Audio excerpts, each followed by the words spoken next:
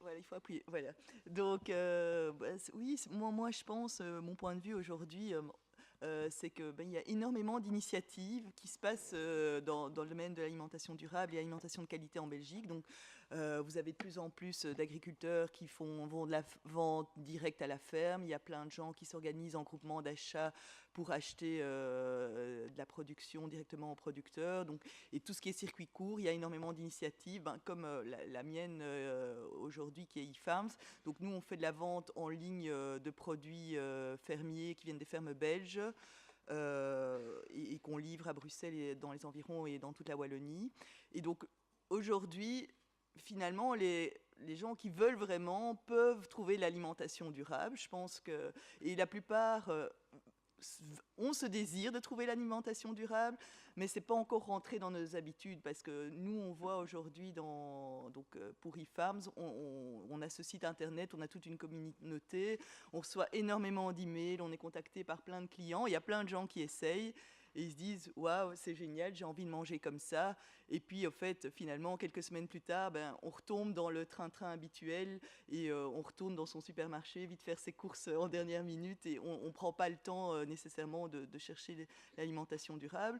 Donc moi, mon point de vue, c'est sur l'alimentation de qualité, c'est dire, elle existe, mais il faut encore qu'elle se structure un peu et toutes ces petites initiatives qui existent aujourd'hui doivent se structurer et rentrer de plus en plus dans les habitudes des clients, parce que je pense que tout le monde est prêt aujourd'hui à bien manger, tout le monde veut bien manger, et il faut juste que après avoir passé 30 ou 40 ans où on a été, comment dire, brainwashé par la grande distribution ou par des publicités de l'industrie agroalimentaire, il faut prendre le temps de se réapproprier son alimentation et de rentrer dans des nouvelles habitudes.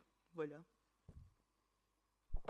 Vous dites tout le monde, mais vous savez bien que pour le moment, ce n'est pas vraiment vrai. Donc, est-ce que vraiment des initiatives comme la vôtre, une alimentation de qualité ainsi très localisée ou une agriculture durable, entre guillemets, est-ce que c'est viable ou bien est-ce que c'est condamné à rester un marché de niche et puis, le reste, ce sont des divagations d'utopistes?